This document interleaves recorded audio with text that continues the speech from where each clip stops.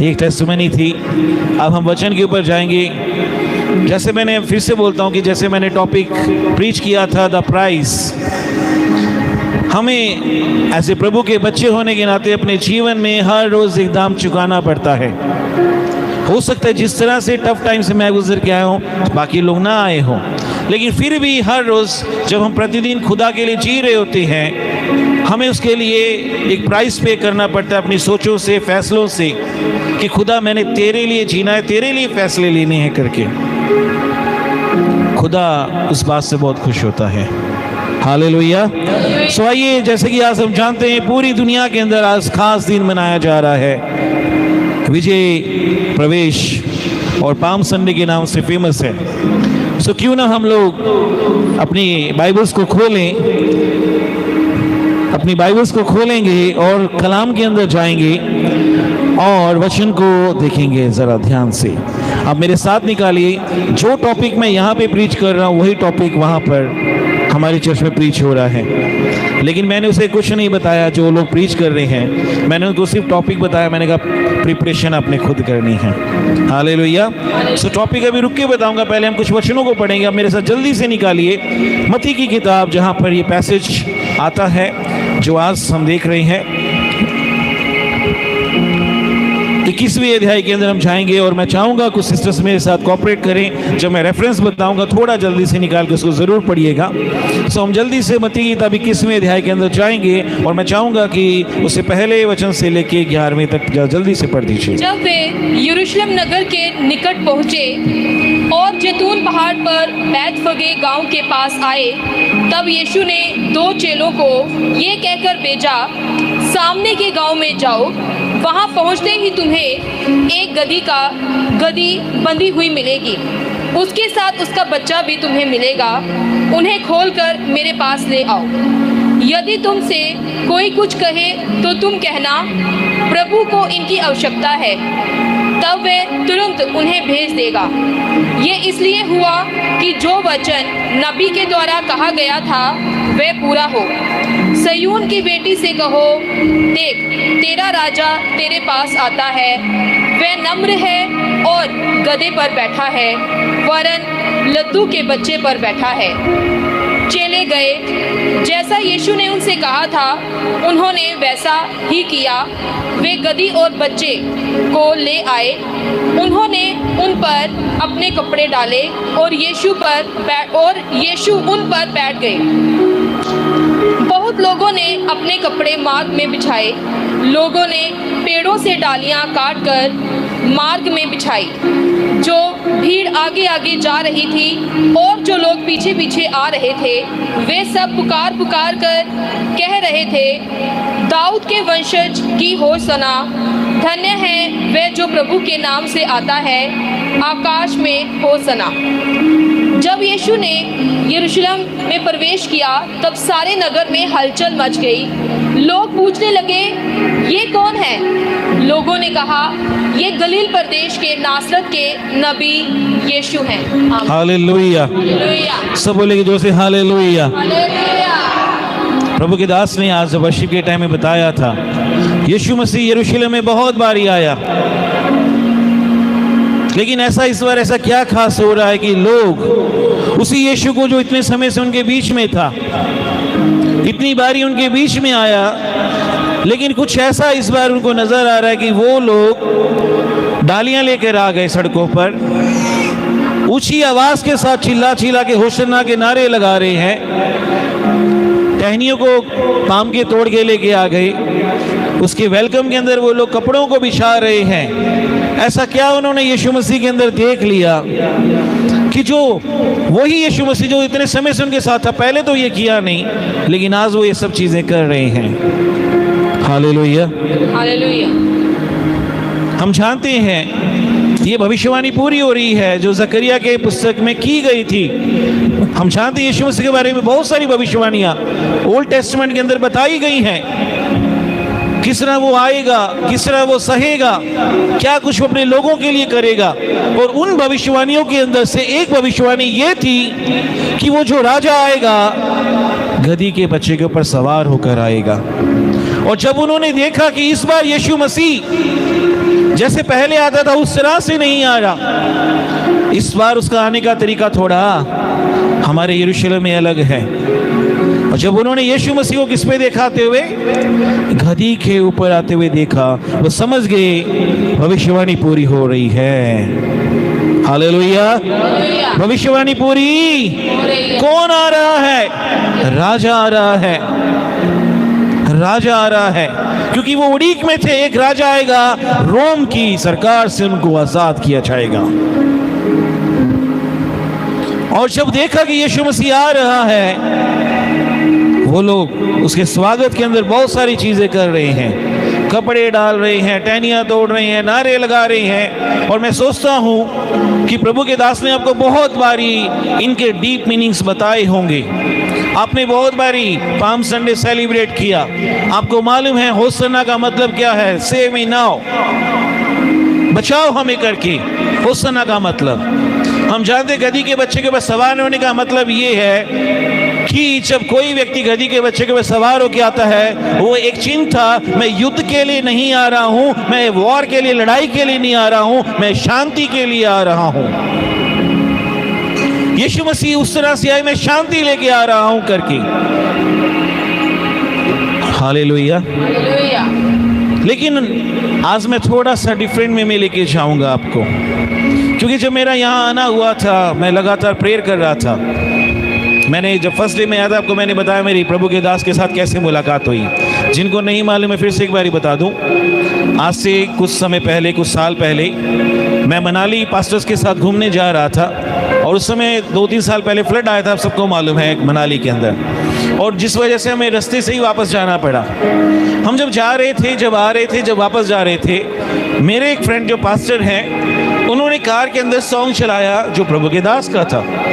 उससे पहले मैं कभी इनसे मिला नहीं, ना इनको कभी मैंने यूट्यूब पे देखा था। वो सॉन्ग था लगन लगी यीशु तेरी लगन लगी, सब मुक जाने रोग प्राणी, 2 सॉन्ग्स। और जब वो सॉन्ग सुना, आज भी मैं बताता हूँ, जब मैं मॉर्निंग वॉक पे जाऊंगा, मैं अपनी कार के अंदर ये सॉन्ग प्ले करता हूँ। और जितनी बार सुनता हूँ, कहते हैं ना, एक ही चीज़ को बार बार सुनते हो तो बोरिंग सा लगने लग जाता है। लेकिन मैं आज इनफैक्ट आज बताना चाहूँ, मैं जितनी बार सुनता हूँ, मेरे रोंगटे खड़े हो जाते हैं। मैं एक अद्भुत सामर्थ्य को महसूस करनी स्टार्ट कर देता हूँ। मैंने रिसर्च करना शुरू किया, किस व्यक्ति ने, किस वर्शिपर ने ये सॉन्ग गाया। उस कार के अंदर सिर्फ ऑडियो प्लेयर था, वीडियो वाला नहीं था। तो मैंने फिर फ़ोन में ट्राई किया, ओ अच्छा ये व्यक्ति है। तब मेरे सामने इनका चेहरा आया, नाम पता चला, इनका नाम ये है। फिर फेसबुक पे जाके रिसर्च की, मिले सामने, आईडी आई। फिर मैंने इनकी फ्रेंड लिस्ट में जाके रिसर्च की, कोई तो व्यक्ति होगा जिनके पास इनका नंबर हो। और उस फ्रेंड लिस्ट के अंदर एक व्यक्ति ऐसे थे जो मेरे भी दोस्त थे और इनके दोस्त जो चंडीगढ़ से थे, उन्होंने मुझे नंबर पास किया। फिर मैंने इनको कॉल किया, मैंने इनको एक रिक्वेस्ट की, पास्टर अगर आप बुरा ना मानो, सितंबर में मेरा बर्थडे और मैं चाहता हूँ मेरे बर्थडे पे आप आओ और हमारी चर्च के अंदर वर्शिप करो करके। उन्होंने मना नहीं किया। Hallelujah, hallelujah. 2 साल पहले वो हमारे बीच में आए। मुझे इतना अच्छा लगा कि मेरे इनविटेशन पे वो आए और आराधना में, वचन में हमारी अगुवाई की। तब से मैं उनको अपना दोस्त मानने लग गया। तो इन दिनों के अंदर यही हुआ था कि मैं बार बार वो सॉन्ग सुन रहा हूँ और मेरे अंदर से काफ़ी टाइम से इच्छा भी थी मैं प्रभु के दास को मिलूँ। उन्होंने बोले पास्टर आप सेवा के लिए हमारे पास आओ। हालेलुया। जिस समय ये फैसला हो गया था, मैं यहाँ आ रहा हूँ, प्रभु ने मुझे टॉपिक्स दिए, बेटा जब तू जा रहा है वहाँ पर इन टॉपिक्स के ऊपर प्रीच करना, जो मैं ऑलरेडी कर चुका हूँ और एक आज टॉपिक है। अब हम लोग आते हैं कुछ चीज़ों के ऊपर देखने के लिए कि आज पाम संडे सब लोग सेलिब्रेट कर रहे हैं। मैंने आपको कुछ बातें भी बता दी कि यीशु मसीह का स्वागत क्यों कर रहे हैं, होसन्ना का मतलब क्या है, गधी के बच्चे के ऊपर सवार होने का मतलब क्या है, यीशु की आज्ञा कैसे वो मान रहे। बहुत कुछ सीख सकते हैं हम लोग इन चीज़ों से, अगर निकालना चाहे बहुत कुछ सीख सकते हैं। लेकिन मैं आज कुछ हटके चलना चाहता हूँ, क्योंकि हम लोग 21st सेंचुरी के अंदर हैं, तो जो ट्रेंडिंग में है उसके अकॉर्डिंग टॉपिक भी होना चाहिए। मेरे साथ जल्दी से कुछ वचनों को देखेंगे, आप मेरे साथ निकालिए। मरकुस की पुस्तक के अंदर जाएंगे, उसके 3 अध्याय के 7वें वचन से जरा पढ़ेंगे। मरकुस की पुस्तक 3 अध्याय के अंदर, आप जरा नोट कीजिएगा मैं क्या कहना चाहता हूं। मरकुस की पुस्तक 3 अध्याय 7वें वचन से, यीशु अपने चेलों के साथ झील की ओर चले गए। गलील प्रदेश से एक बड़ी भीड़ यीशु के पीछे हो। बस लिखा हुआ है गलील से एक बड़ी भीड़ उसके पीछे, गलील से एक बड़ी भीड़ उसके पीछे होली। एक और वचन लूका की पुस्तक उसके 14 चैप्टर के अंदर जाएंगे। लूका की पुस्तक उसके 14 चैप्टर के अंदर हम जाएंगे और 25वें वचन को देखेंगे। जब बड़ी भीड़ यीशु के साथ जा रही थी तब यीशु ने पीछे मुड़कर उनसे कहा। फिर से एक बात नोट करने वाली है, जब बड़ी भीड़ उसके साथ जा रही थी तो उसने पीछे मुड़कर उनसे, अब वो क्या है आगे वो बात की बात है, लेकिन मैं आपके नॉलेज में कुछ लेके आना चाहता हूँ। यहाँ पर फिर से एक वर्ड जो यूज किया गया है, एक बड़ी भीड़। हालेलुया। और एक और वचन जल्दी से, मत्ती की किताब के अंदर 14 का 14, the book of Matthew chapter 14 verse 14। Yeshu ने नाव से उतरकर बड़ी भीड़ देखी। यीशु को उन पर तरस आया। लिखा हुआ है उसने निकलकर एक बड़ी भीड़ देखी और उन पर तरस खाया और उनके बीमारों को चंगा किया। हालेलुया। मेरे पास कुछ और भी रेफरेंस है, लेकिन जो मैं आपको बात बताना चाहता हूँ, एक बड़ी भीड़ जो आज 21st सेंचुरी के अंदर भी चर्च के अंदर लोग जिनके पास अच्छे चरवाहा हैं, जो उनको अच्छे डोज दे रहे हैं, अच्छे खुराक दे रहे हैं, जो उनकी आत्मा की बढ़ोतरी के लिए होने के बावजूद भी भीड़ों की नजर कहाँ रहती है? बड़ी भीड़ की ओर रहती है। हालेलुया। सो मैं आज के टॉपिक को रिवील करता हूं आपके आगे। बड़ी भीड़ करते रहते हैं। उस भीड़ के अंदर जो यीशु का स्वागत कर रही है, वो भीड़ जो यीशु के पास साथ साथ हमेशा चलती थी। जब जब यीशु मसीह जहां जा रहे, बड़ी भीड़ उसके साथ इकट्ठी हो जाती है। उस भीड़ के अंदर आज हमें चेक करने की जरूरत है, मैं फैन हूं या फॉलोवर हूं उसका करके। ये आज का टॉपिक है कि मैं यीशु मसीह का एक फैन हूं या फिर मैं उसका एक फॉलोवर हूं।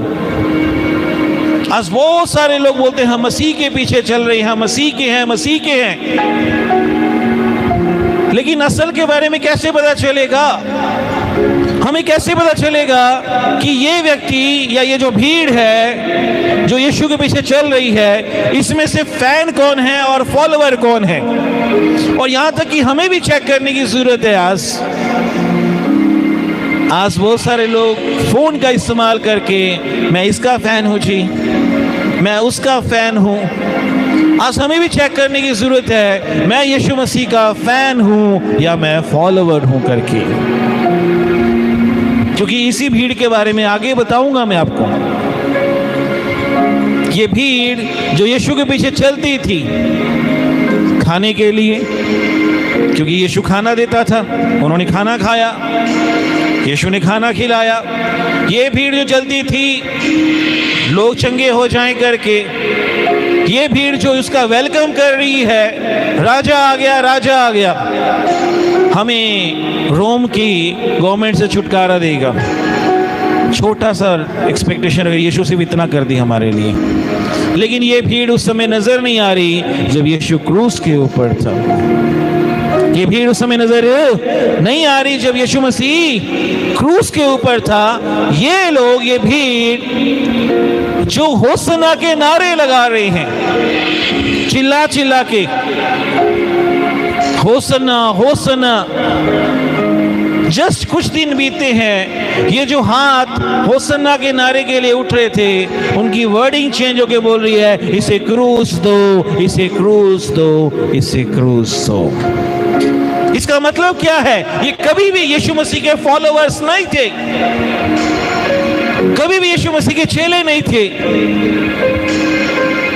ये सिर्फ फैन थे यीशु मसीह के। तो ऐसे में जब हम लोग अंतिम दिनों में जी रहे हैं, हर एक व्यक्ति को इस बात का देखना है कि मैं फैन हूं या फॉलोअर हूं, मैं देखता हूं, क्योंकि जो हमारे आसपास होता है, यीशु मसीह भी अपने आसपास जो होते थे उसको पैराबल के रूप में लोगों को बताते थे।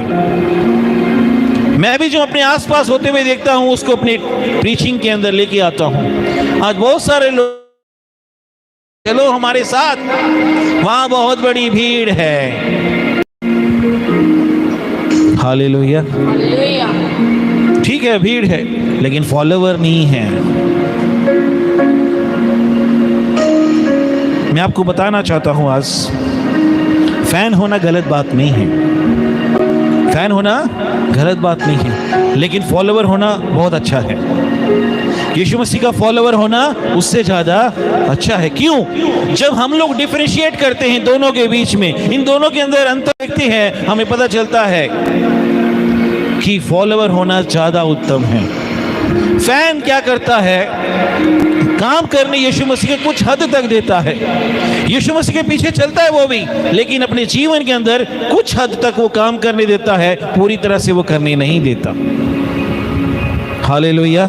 जैसे कि एक फैन होगा, वो क्या करेगा? यीशु मसीह को अप्रिशिएट करेगा, तारीफ करेगा, उसकी टीचिंग्स की तारीफ करेगा, महिमा करेगा हर जगह पे। लेकिन जब बात आती है बदलाव के अपने जीवन में, वो बदलाव आने नहीं देगा, वो अपने जीवन के अंदर अंतर नहीं आने देगा। वो बोलेगा, भाई मैं फैन हूं, प्रेस करूंगा तेरी, लेकिन अपने जीवन के अंदर इंटरफेयर करने नहीं दूंगा। वो एक फैन है। क्या है वो फैन है। एक फैन क्या करेगा? समय समय पर अवेलेबल रहेगा। खुदा के साथ जो एक डीप कनेक्शन होना चाहिए, एक गहरा जो रिश्ता होना चाहिए परमेश्वर के साथ, उसके साथ कभी वो कनेक्शन नहीं होता। वो एक फैन है, वो उसके साथ एक गहरा रिश्ता बनाने में नाकाम रह गया। हालेलुया। देखिए, यीशु मसीह के साथ क्रूस के ऊपर, जब क्रूस पे था, नीचे कौन खड़ा हुआ है? कौन खड़ा है? यूहन्ना, जो यीशु के बहुत करीब था। कभी उसके कंधे पे सिर रखता है, कभी उसकी झोली में सिर रखता है, उससे प्रेम करता है। हालेलुया। उसका एक गहरा रिश्ता था यीशु के साथ। फैन का इतना गहरा रिश्ता कभी नहीं होता। आगे क्या होता है फैन के अंदर? जो कमिटमेंट्स होते हैं परमेश्वर के प्रति, वो क्या करेगा? पूरी तरह से कभी कमिटमेंट्स नहीं करता। वो कभी चर्च आएगा, कभी नहीं आएगा, कभी प्रार्थना करेगा, कभी प्रार्थना नहीं करेगा, कभी वचन पढ़ेगा, कभी नहीं करेगा। सेवा करने का मन करेगा, मूडी है तो कर लेगा, नहीं तो नहीं करेगा। क्यों? क्योंकि भाई मैं फैन हूं, फॉलोवर नहीं हूं। मैं कौन हूं? मैं फैन हूं यीशु मसीह का, फॉलोवर नहीं हूं। इसलिए जो मेरी कमिटमेंट है, समर्पण है, वो पूरा नहीं है यीशु मसीह के प्रति। आज हमें चेक करने की जरूरत है, मेरा समर्पण यीशु मसीह के प्रति क्या है करके। मैं कितना अपना समर्पण, अपना जीवन यीशु के प्रति करके चलता हूं। क्योंकि यीशु मसीह ने जब लोगों को बोला जो उसके पीछे आना चाहते, उसने बोला जो कोई मेरे पीछे आना चाहता है वो अपना इनकार करे। क्या करे वो? और जब अपने वो इनकार की बात आती है, इसका मतलब ये, आप अपने लिए खुद के फैसले नहीं ले सकते, आप खुद के लिए योजनाएं नहीं बना सकते, वो सब कुछ उसके हाथ में है। जो वो बोलेगा वो चुपचाप करना पड़ेगा। उसने बोला जो कोई अपना क्रूस उठा के मेरे पीछे नहीं चल सकता वो मेरे योग्य नहीं है। आज बहुत सारे लोग चलना चाहते हैं यीशु मसीह के पीछे, लेकिन फॉलोवर बन के नहीं, फैन बन के। हालेलुया। वो जो दाम चुकाना है एक डिसाइपल होने का, एक शिष्य होने का, वो दाम चुकाने के लिए तैयार नहीं है। इसलिए हम लोग क्या हैं? फैन हैं। हालेलुया। एक फैन का मतलब क्या? मतलब फैन क्या चाहता है? जैसे हमने बाइबल के अंदर देखे, भीड़ थी जो यीशु के पीछे चलती थी, इस मतलब के लिए खाना मिल जाए, चंगे हो जाएं, एक मतलब के लिए चल रही थी। आज भी बहुत सारे लोग जो यीशु के पीछे चल रहे हैं फैन बन के, उनको क्या मतलब चाहिए? बस जी अच्छी हेल्थ चाहिए, थोड़ी सी वेल्थ चाहिए और थोड़ी सक्सेस भी चाहिए। हम फैन हैं। हालेलुया। हमें सिर्फ क्या चाहिए? हेल्थ चाहिए, वेल्थ चाहिए और सक्सेस चाहिए। यीशु मसीह आए, उनको मालूम है ये राजा है, क्योंकि बोला गया था राजा गद्दी के ऊपर आएगा। लेकिन यीशु तो पापों से छुड़ाने के लिए आया, वो सिर्फ दुनिया के अंदर जो गुलामी उसे छूटना चाहते थे। हालेलुया। हम प्रभु से कई बार मालूम है प्रभु हमारे लिए बहुत बड़ा करना चाहता है, बहुत बड़ा करना चाहता है हमारी लाइफ में, हमारे परिवार में, हमारी निजी जीवन में। वो कुछ बड़ी योजनाएं बना के रखता है, लेकिन हम खुदा के पास जब आते मालूम है छोटा सा एक्सपेक्ट करके रख लेते हैं। बस प्रभु इतना कर दे। वो कहते हैं बेटा मैं तो तेरे लिए बहुत कुछ करना चाहता हूँ, लेकिन तू मुझसे क्या कर रहा है, इतनी सी उम्मीद कर रहा है।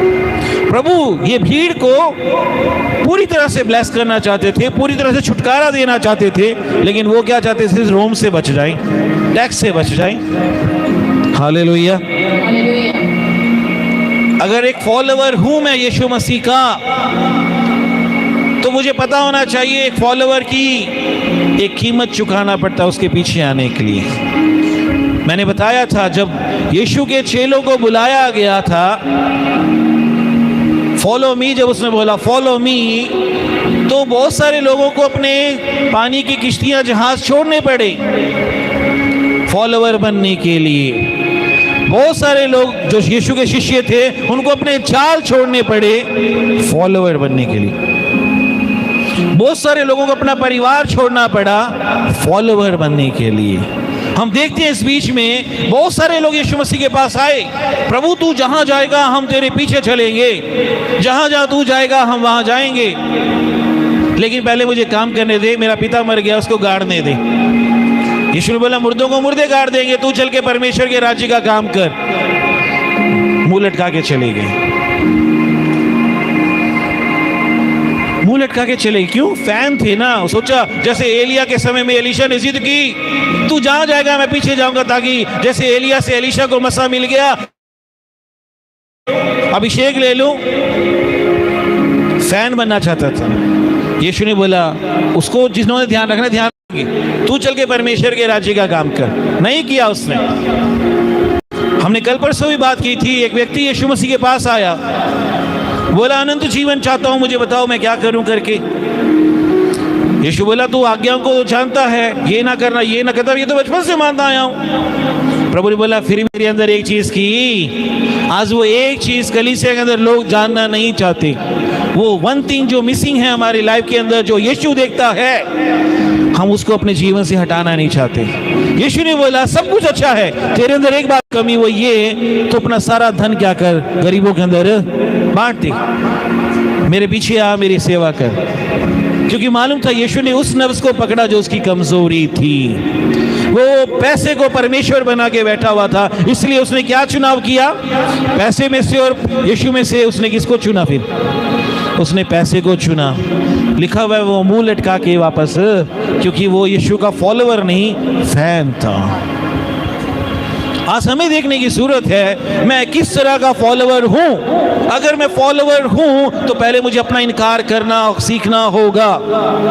मैं थका हुआ हूं, मैं बिजी हूं, मेरे अपने रिस्पॉन्सिबिलिटीज हैं, मेरा भी तो फ्यूचर है, इन सब चीजों से बाहर आना पड़ेगा। पौलुस कहता है बड़ा क्लेश उठा के हमें स्वर्गराज में एंटर करना है। हम उठाना ही नहीं चाहते दुख। जब दुख की बात आती है, थोड़ी पीड़ा की बात आती है, हम उठाना नहीं चाहते। Hallelujah, hallelujah. एक फॉलोवर होगा, वो क्या करेगा, यीशु के साथ एक गहरा रिश्ता बनाएगा। पहले क्या बनाएगा? एक गहरा रिश्ता बनाएगा। जब वो खुदा के साथ रिश्ता बनाता है तो जिसकी संगत में क्या, उसकी रंगत भी उसके अंदर है। वो उसकी लाइफ ट्रांसफॉर्म होते जाती है, उसका जीवन बदलता जाता है। आज हम देखें हमारा जीवन कितना बदल गया। एक दिन में मुझे मालूम नहीं हो सकता।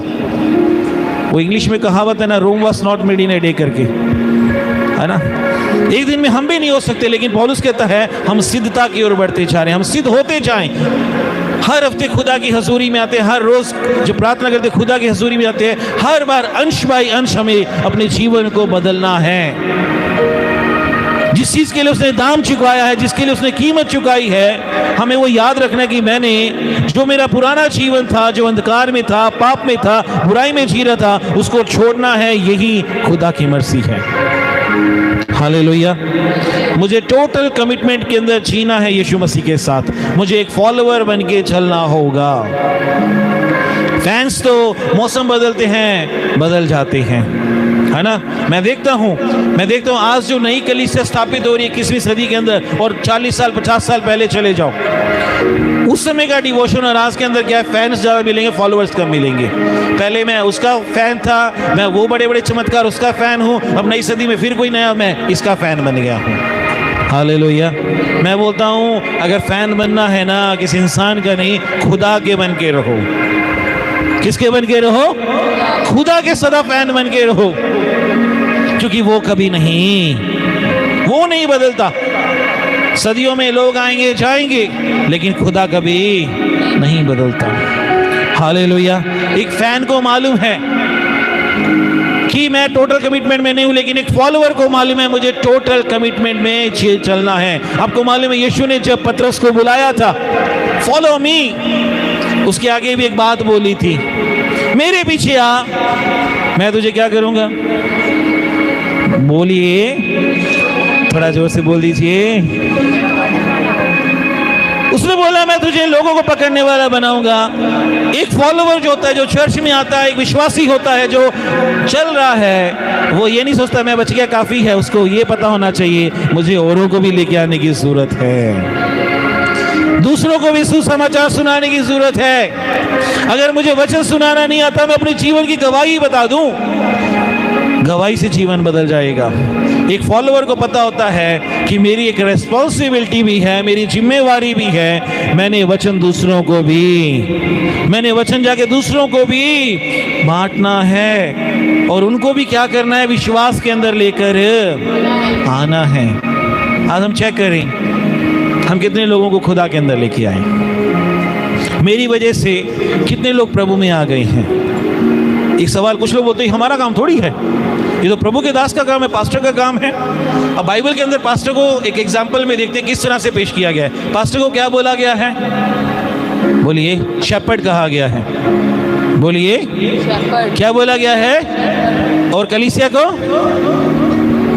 भेड़े कहा गया है। अब मुझे एक बात बताओ, भेड़ों को जन्म कौन देता है? शेपर्ड देता है कि भेड़ देती है? भेड़ ही भेड़ को जन्म देती है। पास्टर का काम है कलीसिया को अच्छी खुराक देना खुदा की, उनको सही रास्ते पे लेके जाना, सही दिशा में लेके जाना। और भेड़ों का काम होता है जो मुझे अच्छा मिल रहा है उसके द्वारा नई भेड़ों को उत्पन्न करना। हमें देखने की जरूरत है, मैंने अपने आसपास, अपने दोस्तों को, अपने रिश्तेदारी में कितने लोगों को वचन सुनाया, गॉस्पेल सुनाया, क्योंकि यीशु ने बोला था मैं तुम्हें लोगों को पकड़ने वाला। हम लोग पहले ही हार मान जाते हैं, पास्टर जी पता नहीं मेरी बात मानेंगे नहीं मानेंगे, मेरी बात सुनेंगे कि नहीं सुनेंगे। प्रार्थना करके जाओ, वचन का बीज बो दो, आज नहीं तो कल, कल नहीं तो महीने बाद, साल बाद वो वचन जरूर उनके जीवन में फल लेकर आएगा। हमें देखना है मैं एक फॉलोवर बन के चलूं यीशु मसीह के पीछे, फैन बन के नहीं चलना है मुझे। हालेलुया। कुछ लोग बोलते हैं मैं उसका वचन सुन रहा हूँ, अप्रिशिएट कर रहा हूँ, मैं जब मीटिंग होती है वहाँ चला जाता हूँ, लेकिन जब दुख तकलीफ की बात आती है मैं क्रॉस नहीं उठा सकता। अब क्रॉस उठाना मतलब बताओ क्या मतलब है क्रॉस उठाने का? उसने बोला ना क्रूस उठा के मेरे पीछे चलो। क्रूस का मतलब क्या है? कंफर्ट है, बोलिए। लेकिन चर्च आज तो कंफर्ट जोन में रहना चाहती है, कलीसिया तो कंफर्ट जोन में रहना चाहती है।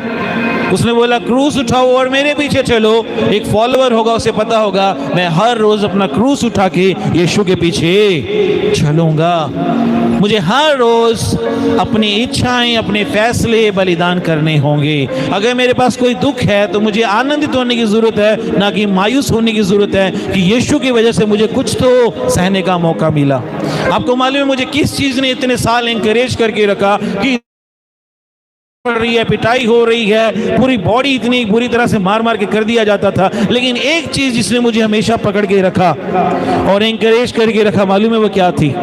मैं जब यीशु को क्रूस पे देखता मैं कहता प्रभु ये तो कुछ भी नहीं है, जितना तूने मेरे लिए सहा है, जितने तूने मेरे लिए तकलीफ सही है, उसके सामने मेरा तो कुछ भी। हम लोग ऐसे करते हैं, हम देखते हैं तो कहते हैं वो तो उसका है, मेरा थोड़ी है, जबकि पता है वो हमारे लिए उसने सहा है। जिस दिन ये मन में आ जाएगा ना मेरे लिए उसने सहा है, हम क्रॉस उठाना सीख जाएंगे। हालेलुया। हम जब मैं ये सोचता हूँ जब हम सच्चे मन से उससे प्रेम करने लग जाएंगे ना, फिर हम सैक्रिफाइस करना भी सीख जाएंगे। आप देखिए, आप अपने बच्चों से या जिससे भी आप प्रेम करते हो ना, आप उसके लिए सैक्रिफाइस करते हो, हाँ या ना? करते कि नहीं करते हैं? दूसरी बात, जब आप किसी से प्रेम रखते हो, चाहे अपना है, अपने बच्चे हैं, अगर वो कुछ बुरा भी बोल देते हैं तो भी आप उनको माफ कहते हैं, मेरा ही तो है, यस और नो? लेकिन यही प्रेम हमारा एक साथ सबके साथ होना चाहिए। कभी किसी की बात का बुरा नहीं मानना है, वो भी तो अपने ही है। हम लोग दिल पे ले लेते कई बार बात, पास्टर ने मेरे को लगा के बोल दिया, कई बार बोल देते हैं ना। उनका मतलब कभी ये नहीं होता लगा के, उनका मतलब ये होता है आप अपने जीवन को सुधार लो। क्यों? जब हम अपने जीवन में पाप को रखते हैं, हम अपने जीवन को सुधरने नहीं देते हैं। हमने यशायाह की पुस्तक में से एक वचन देखा था, लिखा हुआ तुम्हारे अधर्म और तुम्हारे पाप की वजह से परमेश्वर ने अपना मुख तुमसे क्या कर लिया है? फेर लिया है। और प्रभु का दास कभी नहीं चाहता मेरी भेड़ भूखी रहे करके, हालेलुया। वो कभी नहीं चाहेगा वो निराशा में रहे करके, इसलिए वो उनको संवारने की कोशिश करता है। वो चाहता है वो खुदा के साथ एक अच्छा रिश्ता उनका बना रहे करके, इसलिए वो समय समय में हमें क्या करता है? ठीक करता है। मैं कलीसिया से पूछता हूँ, वचन किस लिए लिखवाया गया? ये वचन जो दिया गया था किस लिए दिया गया था? इसलिए कि हमें एंटरटेन किया जाए, हमें मनोरंजन किया जाए। देखो वो यीशु ने ये कर दिया, वो कर दिया। बोलिए, एक वचन देखते हैं जल्दी से। मेरी ये डायरी में तो मैंने लिखा नहीं, फिर भी निकालते हैं। Thank you Jesus.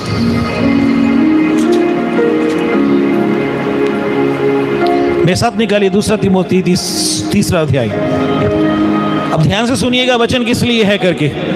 अगर आपको प्रभु के दास वचन सुनाते हैं उनको राइट है, क्योंकि यहाँ पे ये लिखा हुआ है। क्या लिखा हुआ है? 2 तीमोथी 3 अध्याय उसका 16वां वचन, जरा ध्यान से सुनिएगा सब लोग।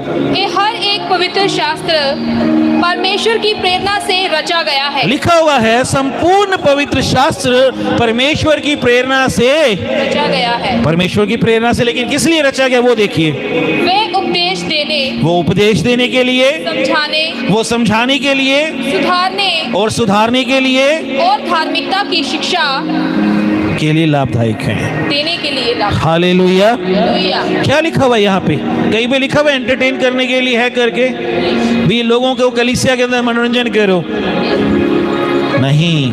लिखा हुआ ये कलाम खुदा ने इसलिए दिया है, सुधारने के लिए, संवारने के लिए, समझाने के लिए कि तुम गलत जगह पे भटक ना जाओ करके। और आज हमें देखना है मैं एक फैन हूँ या फॉलोवर हूँ, मैं एक प्रशंसक बन के ना रह जाऊँ यीशु मसीह का। जी, जब अच्छी आराधना और ये उछल उछल के बोलूँ ओ यीशु यीशु यीशु यीशु, लेकिन जब यीशु बोले बेटा आज रात को जाके 3 घंटे प्रार्थना करनी है, प्रभु जी तुझे पता नहीं मैं कितना थक जाता हूँ, मैं तो सो जाऊँगा, मुझे तो नींद आ जाएगी। प्रभु बोलेगा बेटा आज जाके संडे चर्च में, चर्च से पहले सेवा करना। अरे प्रभु आपको पता नहीं मुझे कितने काम है घर के। आपको मालूम है प्रभु अपने ब्लेसिंग्स, अपने प्लान्स, अपनी योजनाएं आपके ऊपर तब और ज्यादा प्रकट करता है जब आप छोटे छोटे से बड़े बड़े फैसले खुदा के लिए लेने सीख जाते हो। हालेलुया। मेरे जीवन में मैंने ये सीखा। मैंने जिस दोस्त के बारे में बताया आपको, नितिन के बारे में, आपको मालूम है जब मेरी मुलाकात यीशु मसीह से हुई 1998 में, तब से लेके 2008 तक मैंने कोई दोस्त नहीं बनाया। सोचिए कितना मुश्किल होगा, कितना मुश्किल होता होगा, लेकिन मैं अकेला रहा। फिर 2008 में जाके मैंने 3 महीने फास्टिंग प्रेयर किए, प्रभु मुझे एक ऐसा दोस्त दे दे जो मेरे जैसा हिंदू परिवार से हो लेकिन तेरी भक्ति करता हो। 3 महीने जैसे कंप्लीट हुए, खुदा ने मेरे सामने नितिन को रखा जो एक ब्राह्मण फैमिली में से, अकेला, लेकिन डिवोशन मेरी तरह, भूख और प्यास मेरी तरह खुदा के लिए मुझे खुदा ने दिया। मेरी वाइफ के लिए बोल सकता हूँ, मेरे पास बहुत सारे ऑप्शंस थी, लेकिन मैंने खुदा से चीन मांगा, मुझे वो चाहिए जो तेरी ओर से हो करके, क्योंकि जब तू देता है बेस्ट देता है। मुझे दिया।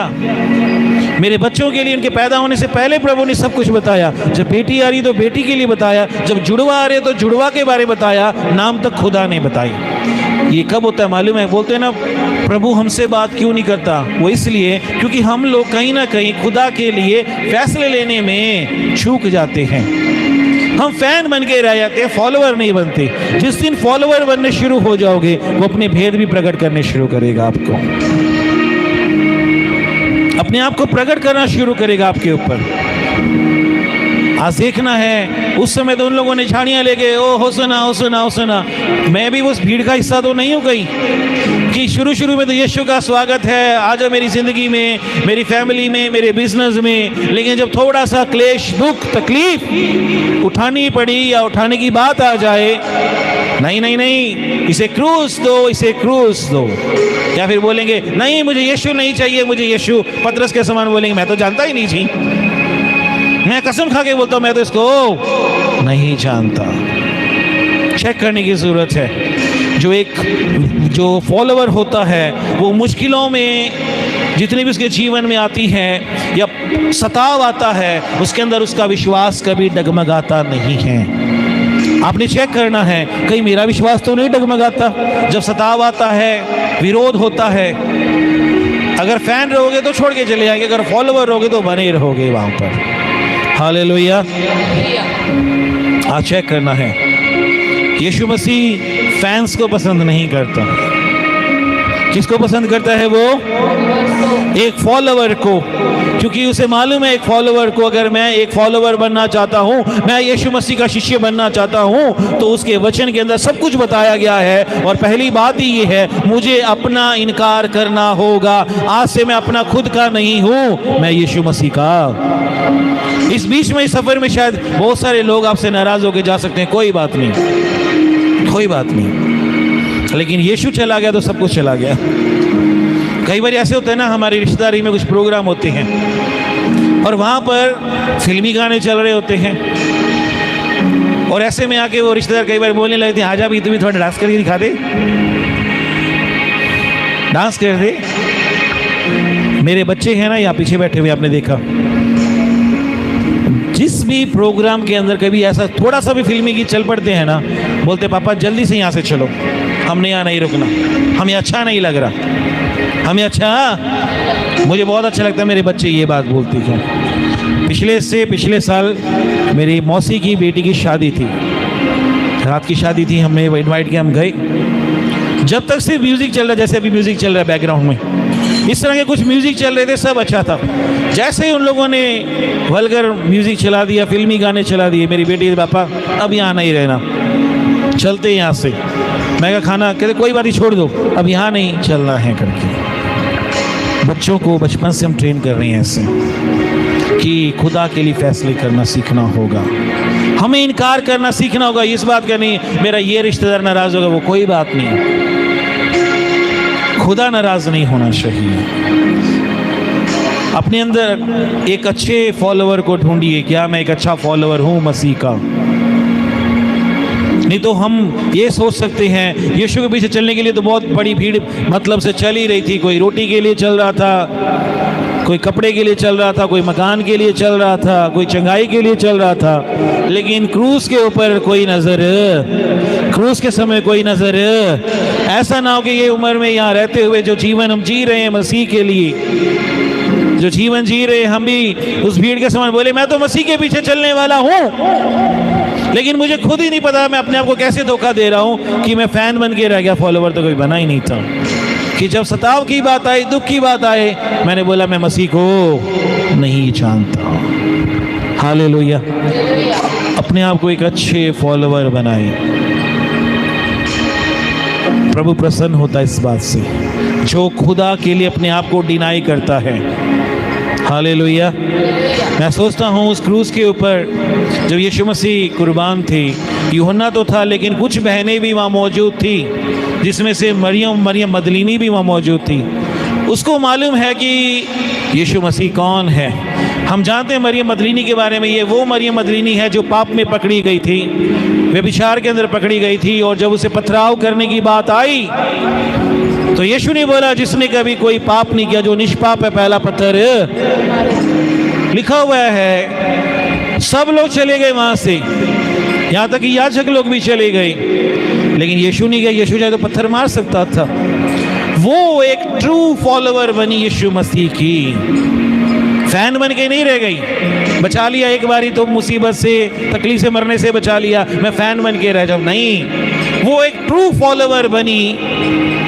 जब यीशु क्रूस पे था वो वहाँ पर मौजूद थी, क्योंकि उसे मालूम है इस यीशु ने मेरे पाप क्या किए हैं, क्षमा किए हैं। जिस बंदे को सच में पता चलता है ना, मैं एक पापी इंसान था, मैं पाप में पैदा हुआ, मेरे लिए एक बहुत बड़ी कीमत अदा की गई है, मेरे लिए एक हैवी प्राइस पे किया गया है, वो यीशु को कभी इनकार नहीं करेगा।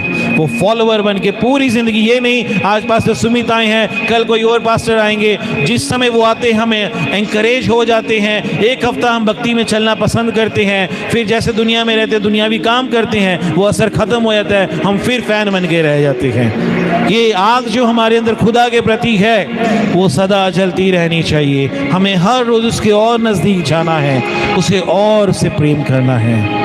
हालेलुया।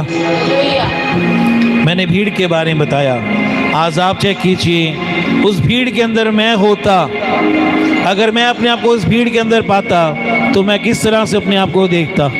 मैं अपने आप को एक फ़ैन के रूप में देखता या फॉलोवर? अगर फॉलोवर सच में हूँ तो क्या मेरे कमिटमेंट्स हैं, क्या मेरे जीवन में ट्रांसफॉर्मेशन है, क्या मेरे जीवन के अंदर हार्डशिप्स आती हैं तो क्या मैं स्टे करता हूँ, क्या मेरा प्रार्थना वाला जीवन है, क्या सेवा वाला जीवन है? क्योंकि कल भी हमने रोमियो के पुस्तक 12वें अध्याय में पढ़ा था, वहाँ लिखा हुआ था परमेश्वर की सेवा नित्य करते रहो करके। क्या मैं सेवा करता हूँ? आज शैतान ने हमें अपने जाल में इतना फंसाने की कोशिश करता है, जैसे यीशु को गंगूर पे पूरी दुनिया दिखाई, आज वो लोगों को चर्च को दिखाने की कोशिश करता है। चर्च की सेवा मत कर, तू मेरी कर, दुनियावी काम कर, तुझे मैं ये दे दूंगा वो दे दूंगा, मिलता कुछ भी नहीं है। कुछ लोग संडे चर्च छोड़ के चले जाते हैं, काम पे जाना ज़रूरी होता क्या, हफ्ते बाद पता चलता पास्टर हमारा तो नुकसान ही इतना हो गया, इतना तो संडे में कमाया जितना हमारा डॉक्टरों को इतनी बड़ी अमाउंट देनी पड़ गई।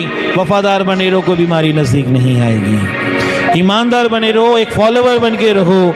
वो जो वचन उसने कहा है, मैं तेरे डेरे के निकट, वचन 91 के अंदर, कि मैं तेरे डेरे के निकट कोई दुख नहीं आने दूंगा, वो तब होगा जब आप वफादारी से उसके साथ चलोगे, एक फॉलोवर बन के चलोगे। जितने भी प्रभु के दास बाइबल के अंदर बताए गए हैं वो सब एक फॉलोवर बन के रहे थे, और उन्होंने सहा भी, सैक्रिफाइस भी किया, तो वो फॉलोवर्स थे। हमें चेक करने की ज़रूरत है, मैं फॉलोवर बनना चाहता हूँ या नहीं, या मैं फॉलोवर हूँ भी या फिर नहीं करके। अपनी आंखों को बंद करेंगे और प्रार्थना में जाएंगे। मैं चाहता हूँ इससे पहले कि मैं आपके लिए प्रार्थना करूँ, आप स्वयं अपने लिए प्रार्थना कीजिए। अपने जीवन को एनालाइज करें कि आज हर साल की तरह ये साल भी हम लोग good Friday palm Sunday celebrate कर रहे हैं। पिछले साल से ही अब तक मेरे अंदर क्या बदलाव आया? क्या मेरे अंदर कोई बदलाव आया? या फिर आज जब मैंने वचन सुना, मेरे सामने एक हकीकत आ गई कि मैंने जाना जो चलने वाले लोग होते हैं यीशु के पीछे, वो सारे एक जैसे नहीं होते। उनमें से कुछ फैन होते हैं, फॉलोवर्स बहुत कम होते हैं। क्या मैं उस भीड़ के अंदर जब अपने आप को देखता हूँ, मैं अपने आप को किस वे में देखता हूँ? एक प्रशंसक, फैन जो सिर्फ मोटिवेट होता रहता है, जो प्रेस करता रहता है लेकिन फैसले नहीं ले पाता, या मैं एक फॉलोवर? अगर आपको लगता है मैं अब तक फॉलोवर नहीं बना, क्योंकि यीशु ने बोला मेरे पीछे चलो, और अगर मैं अभी फॉलोवर नहीं हूं तो आज एक नया समर्पण चाहिए, एक नया अंगीकार चाहिए। प्रभु के आगे बोलना है, प्रभु मैं फॉलोवर बनना चाहता हूं, मैं एक फॉलोवर बन के जीना चाहता हूं। प्रभु मुझे सिखा मेरे परमेश्वर, मुझे इतना मजबूत बना कि जब मेरे जीवन में हार्डशिप्स आए, टेम्पटेशंस आए, ट्रायल्स आए, उस समय मैं मजबूती के साथ अपने विश्वास में खड़ा रहूं। मैं इस दुनियावी लोगों के साथ कॉम्प्रोमाइज़ ना करूं, चीज़ों के साथ कॉम्प्रोमाइज़ ना करूं। प्रभु जैसे तेरी आत्मा मुझे जीने के लिए बोलती है, मेरी अगुवाई करती है, मैं तेरी आत्मा के चलाए चलूं। जैसे पौलुस कहता है गलातियों में, आत्मा के चलाए चलो तो शरीर की अभिलाषाओं को पूरा नहीं करोगे। प्रभु मुझे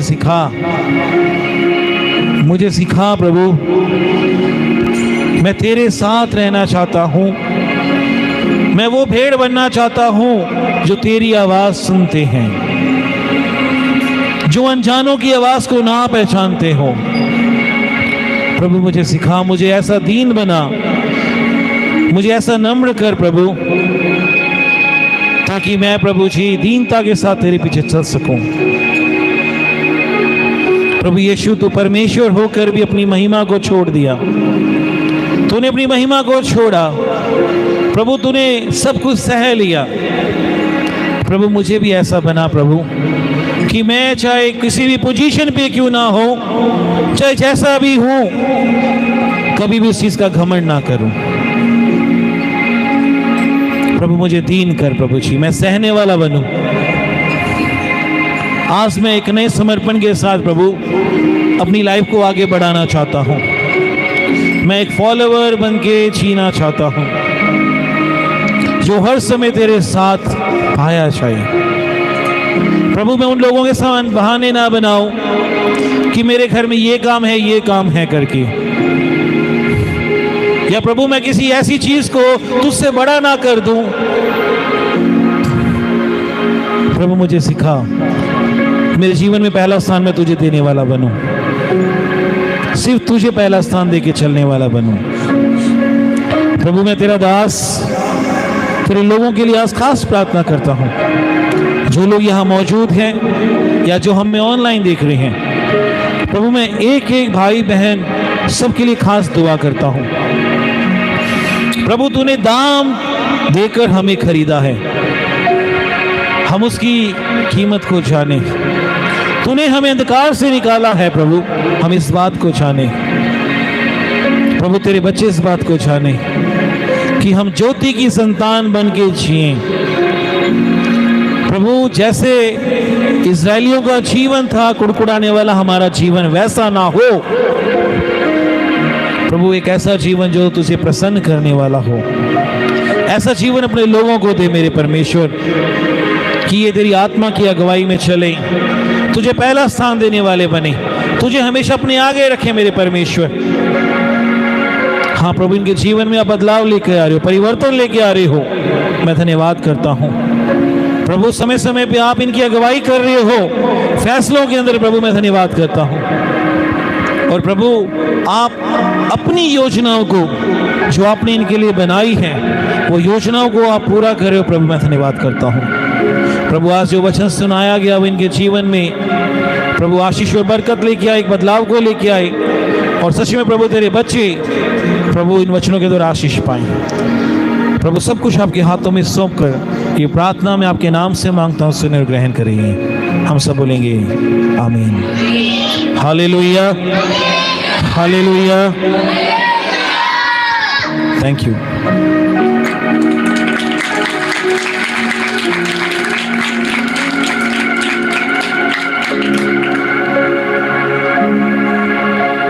हालेलुया, प्रभु का धन्यवाद हो इस वचन के लिए। हम चेले बने और जो काम मसीह यीशु ने शुरू किया, और हम भी चेले बने और उस काम को, उस स्वर्ग के राज्य के काम को देखें, उसे जाने और उस काम को होने के लिए अपने आप को समर्पित करें। अभी समय है बच्चों का, संडे स्कूल के बच्चे जल्दी से आगे आएंगे। ये थोड़ा पीछे ले जाइए, आप इसे थोड़ा पीछे ले जाइए, बच्चों से बचा के। इसको डाउन कर देना अगर जरूरत है तो। डाउन, आप जाइए, आप थोड़ी ऐसे, डोंट टच एनीथिंग।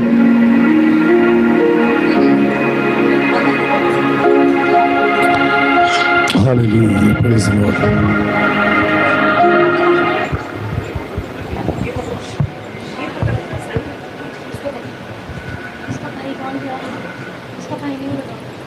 इसका क्या अनुग्रह कहाँ है? आशीष, अनुग्रह।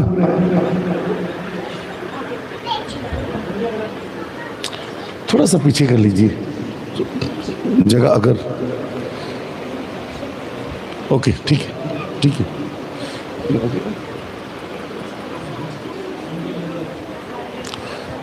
नेक्स्ट ले लीजिए। माइक चाहिए होंगे ना लोगों को?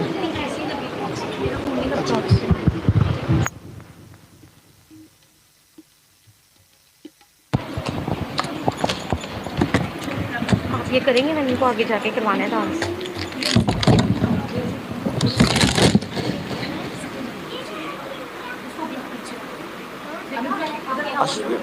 थोड़ा सा उधर कर दीजिए, बच्चों को खुद ही जगह मिल जाए।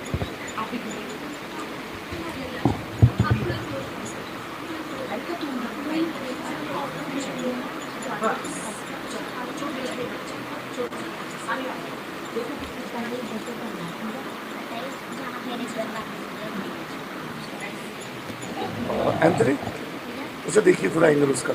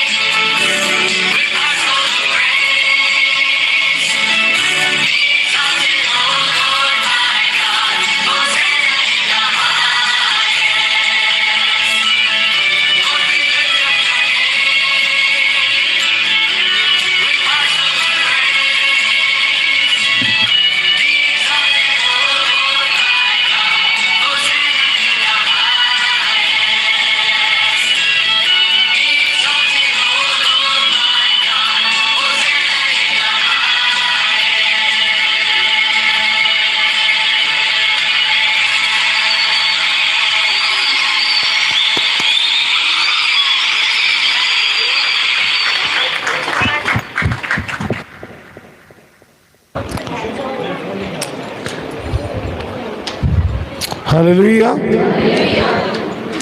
ये आपकी तालियों की आवाज़ अच्छी नहीं है बच्चों के लिए, ये काफ़ी नहीं है।